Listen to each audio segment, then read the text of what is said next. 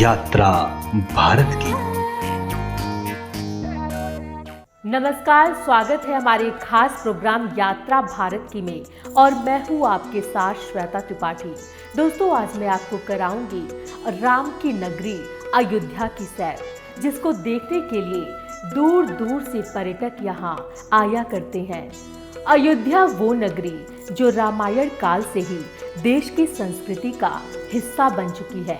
अयोध्या वो धरा जहाँ पर श्री रामचंद्र जी का जन्म हुआ।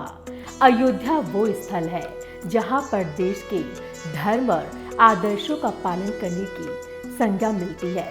भगवान राम की जन्मस्थली और सरयू नदी के किनारे स्थित अयोध्या देश के सबसे बड़े और 7 धार्मिक स्थलों में से एक है, जिसे सतपुरिया भी कहा जाता है।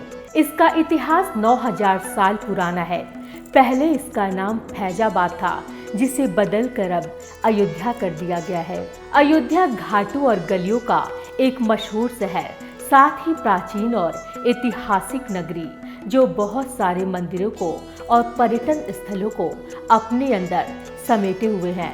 अयोध्या के सबसे निकटतम एयरपोर्ट लखनऊ में है, जो देश के सबसे प्रमुख शहरों से जुड़ा हुआ है। अयोध्या से लखनऊ की दूरी करीब 130 किलोमीटर है, जहां जाकर आप वहां की संस्कृति को न केवल देख सकते हैं, बल्कि अपने आप पर भी हिंदू होने का गर्व कर सकते हैं। अगर आप भी अयोध्या घूमने की प्लानिंग कर रहे हैं तो आपको बता दें कि यहाँ पर हर साल मौसम सुहावना होता है और यहाँ पर जाने का सबसे अच्छा समय अक्टूबर से दिसंबर के बीच का होता है, क्योंकि यहाँ पे मौसम काफी ठंडा होता है। तो चलिए श्री राम का नाम लेकर इस सफर को आगे बढ़ाते हैं। राम जन्मभूमि रामकोट नामक पहाड़ी पर स्थित है। मात्र 2 किलोमीटर की दूरी पर अयोध्या रेलवे स्टेशन से राम जन्मभूमि अयोध्या में सबसे पवित्र जगहों में से एक है। राम जन्मभूमि वह जगह है जहां पर भगवान श्री राम का जन्म हुआ था और ऐसा कहा जाता है कि राजा विक्रमादित्य ने भगवान श्री राम का एक भव्य मंदिर बनवाया था। बताया जाता है कि राम मंदिर को 1527 में मुगल शासक बाबर के आदेशों पर नष्ट कर दिया गया था और इसके बाद यहाँ पर बाबरी मस्जिद का निर्माण करवाया गया है, जिसे 1992 में कर्ण के द्वारा ध्वस्त कर दिया गया। उसी के बाद ये विशेष विवाद का हल, इसका फैसला सुप्रीम कोर्ट ने हिंदुओं के पक्ष में लिया और 5 अगस्त 2020 को भूमि पूजन से भगवान श्री राम का एक भव्य मंदिर की शुरुआत हुई। राम की पौड़ी सरयू घाट के ऊपर ही स्थित है।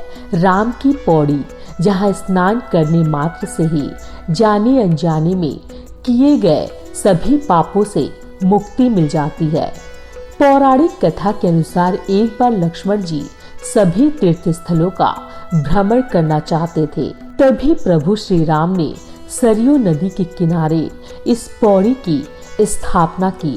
संध्या के समय सभी तीर्थ यहाँ पर स्नान करने के लिए प्रस्तुत होंगे और उस समय जो भी इसमें स्नान करेगा उसे सभी तीर्थ के समान ही पुण्य की प्राप्ति होगी। जब प्रभु श्री राम ने जल समाधि ली, उसके बाद यहाँ पौड़ी हजारों वर्षों तक सूखी रही, जिसके बाद में कई लोगों ने इसका पुनः निर्माण करवाया। आज के समय सरयू नदी का पानी पंप द्वारा राम की पौड़ी में डाला जाता है। अगर आप राम की पौड़ी देखने आए हैं तो इसमें स्नान भी अवश्य करें। अगला है हनुमानगढ़ी। अयोध्या रेलवे स्टेशन से 1 किलोमीटर की दूरी पर स्थित है ये मंदिर।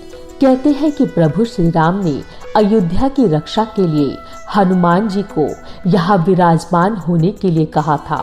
भगवान राम के राज्य में हनुमान अपने सूक्ष्म रूप में निवास करते हैं। जहाँ हनुमान निवास कर रहे हैं उसी जगह को हनुमानगढ़ी के नाम से जाना जाता है। यह मंदिर एक पहाड़ की चोटी पर स्थित है, इसलिए पहाड़ की चोटी से आसपास की पहाड़ियों का बेहद शानदार दृश्य नजर आता है। ऐसा कहा जाता है कि भगवान राम की दर्शन की इच्छा रखकर जो भक्त अयोध्या आते हैं उन्हें पहले हनुमान से अनुमति लेनी होती है। इस मंदिर की 74 सीढ़ियां चढ़ने के बाद भक्त हनुमान के सबसे छोटे 6 इंच की रूप का दर्शन करते हैं। अगला है कनक भवन, जिसे सोने का घर नाम से भी जाना जाता है, क्योंकि इस मंदिर में माता सीता और प्रभु श्री राम के सोने के मुकुट वाली प्रतिमा स्थापित है और कारण है कि लोग इसे सोने का घर कहते हैं। कनक भवन अयोध्या में सबसे अच्छे और प्रसिद्ध मंदिरों में से एक है, जहां की अद्भुत वास्तुकला हर पर्यटक को आकर्षित करती है। ऐसा माना जाता है कि इस मंदिर को भगवान राम की माता कैकेयी ने विवाह के बाद सीता जी को मुंह दिखाई में दिया था। यह महल भगवान राम और माता सीता जी का निजी महल था, जो कि समय के साथ साथ खंडहर होता गया, जिसे बाद में राजा विक्रमादित्य और उनके बाद टीकमगढ़ की महारानी ने पुनः इसका निर्माण करवाया था। यह मंदिर भी हनुमानगढ़ी से बेहद करीब है, जहां आप पैदल चलकर भी जा सकते हैं। अगला है मोती महल। मोती महल फैजाबाद में अयोध्या शहर से कुछ किलोमीटर की दूरी पर स्थित एक बेहद आकर्षक संरचना है, जिसे लोकप्रिय रूप से पर्ल पैलेस के रूप में जाना जाता है। इस महल का निर्माण 1743 में किया गया था, जो नवाब शुजा उद्दौला की पत्नी रामी बेगम उन्मत जोहरा बानो का घर था। मोती महल मुगल वास्तुकला में एक बेहतरीन नमूना है और इसे देखने के लिए भारी संख्या में पर्यटक यहाँ आते हैं। अगर आप अयोध्या के पास घूमने की किसी अच्छी जगह की तलाश में हैं, तो आपको मोती महल देखने के लिए जरूर जाना चाहिए। अगला है गुलाब बाड़ी।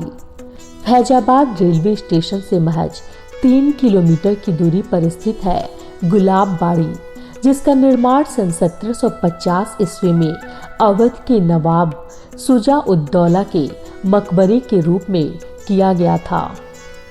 पहले यह गार्डन विभिन्न प्रकार के फूलों से भरा हुआ था, जिसके कारण इसे गुलाब बाड़ी का नाम दिया गया। पर अब यह सिर्फ नाम का रह गया है, क्योंकि यहाँ पहले की तरह हर प्रकार के गुलाब के फूल बिल्कुल नहीं रहे। यह मकबरा भारतीय पुरातत्व विभाग द्वारा संरक्षित है। अगला है बहू बेगम का मकबरा। इस मकबरे का निर्माण सन 1816 ईस्वी में शुजा उद्दौला ने अपनी प्रिय पत्नी बहू बेगम की याद में बनवाया था, जो कि पूर्व के ताजमहल के रूप में भी चर्चित है। यह मकबरा मुगल वास्तुकला में सफेद संगमरमर से बनाया गया है, जिसकी ऊंचाई लगभग 42 मीटर है। इसके अलावा यह मकबरा अपने चारों तरफ हरे भरे बगीचों से घिरा हुआ है, जहां जाकर आपको आनंद की अनुभूति प्राप्त होगी। राम कथा पार्क एक विशाल क्षेत्र में फैला हुआ अयोध्या का यह एक सुंदर पार्क है, जिसमें ओपन एयर थिएटर और लॉन है। साथ ही यहाँ भक्ति के कार्यक्रम, सांस्कृतिक कार्यक्रम, धार्मिक कार्यक्रम और कथा के लिए उपयोग में लिया जाता है।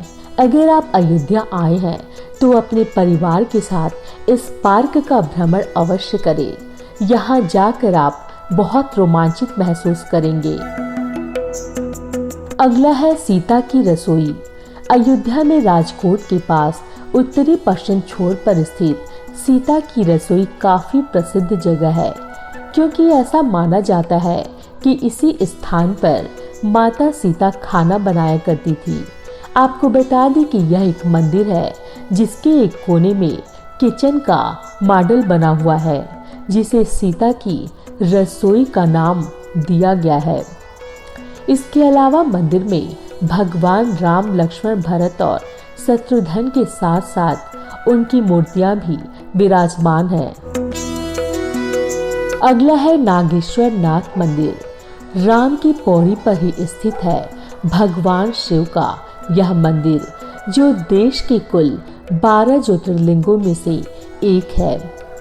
पौराणिक कथा के अनुसार इस मंदिर का निर्माण भगवान राम के ज्येष्ठ पुत्र कुश द्वारा किया गया था। माना जाता है कि जब कुश सरयू में स्नान कर रहे थे, उसी समय उनका बाजू बंद कहीं खो गया था, जो एक नाग कन्या के हाथ लगा और इसी नाग कन्या से कुश को प्रेम हो गया था। नाग कन्या को शिव जी में अथाह भक्ति थी, जिसके कारण कुश ने उस नाग कन्या के लिए इस मंदिर का निर्माण करवाया था। अगला है तुलसी स्मारक भवन। तुलसी स्मारक भवन 16वीं शताब्दी के संत कवि गोस्वामी तुलसीदास जी, जिन्होंने रामचरितमानस की संरचना की थी, उनकी याद में तुलसी स्मारक भवन को सन 1969 में स्थापित किया गया था। यह भवन आज के एक विशाल पुस्तकालय और अयोध्या रिसर्च संस्थान है। अगला है दशरथ भवन, जिसे सोने का घर नाम से भी जाना जाता है, क्योंकि इस मंदिर में माता सीता और प्रभु श्री राम की सोने के मुकुट वाली प्रतिमा स्थापित है, और कारण है कि लोग इसे सोने का घर कहते हैं। कनक भवन अयोध्या में सबसे अच्छे और प्रसिद्ध मंदिरों में से एक है, जहाँ की अद्भुत वास्तुकला हर पर्यटक को आकर्षित करती है। ऐसा माना जाता है कि इस मंदिर को भगवान राम की माता कैकेयी ने विवाह के बाद सीता जी को मुंह दिखाई में दिया था। यह महल भगवान राम और माता सीता जी का निजी महल था, जो कि समय के साथ साथ खंडर होता गया, जिसे बाद में राजा विक्रमादित्य और उनके बाद टीकमगढ़ की महारानी ने पुनः इसका निर्माण करवाया था। यह मंदिर भी हनुमानगढ़ी से बेहद करीब है, जहां आप पैदल चलकर भी जा सकते हैं।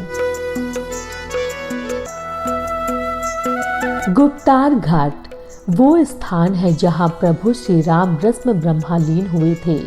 जी हाँ, सरयू नदी के तट पर स्थित गुप्तार घाट एक बहुत ही प्रसिद्ध स्थान है, क्योंकि ऐसा माना जाता है कि प्रभु श्री राम ने अपना राजपाट अपने पुत्र लव कुश को समर्पित करके इसे गुप्तार घाट पर गुप्त रूप से जल समाधि ली थी और अपने चतुर्भुज विष्णु रूप में आकर अपने परम धाम वैकुंठ को पधारे थे।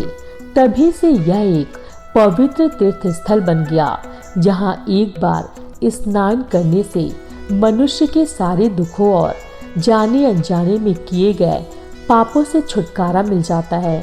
गुप्तार घाट पर राम जानकी नामक मंदिर और कई अन्य मंदिर स्थित हैं। अगला है मणि पर्वत। अयोध्या में बसे इस पर्वत को लेकर ऐसी मान्यता है कि यह उसी पर्वत के एक छोटे से टुकड़े का हिस्सा है, जिसे लक्ष्मण जी के मूर्छित होने पर संजीवनी की तलाश में हनुमान जी पूरे पर्वत को उठा लाए थे, जिसका एक छोटा सा टुकड़ा रास्ते में लाते समय यही अयोध्या में गिर गया था। यह पर्वत अयोध्या आकर्षक का एक बहुत बड़ा केंद्र बन चुका है।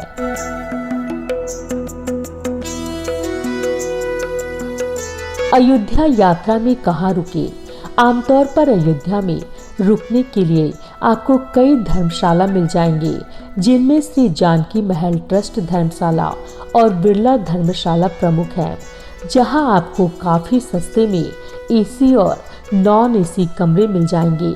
इसके अलावा अगर आप किसी होटल में रुकना चाहते हैं तो वो भी यहाँ मौजूद है। लगभग 500 से 800 के बीच में आपको अच्छे होटल्स मिल जाएंगे। दोस्तों, अगर आप भी अयोध्या घूमने जाने की प्लानिंग बना रहे हैं तो वहाँ के दर्शनीय और धार्मिक स्थलों का भ्रमण जरूर करें। साथ ही दोस्तों, वहाँ के सुहावने मौसम का लुत्फ जरूर उठाएं। फिलहाल हमारे इस खास प्रोग्राम यात्रा भारत की में इतना ही। अगली बार ऐसे ही किसी और जगह की मैं आपको सैर कराऊंगी। तब तक के लिए हमें इजाजत दीजिए। नमस्कार।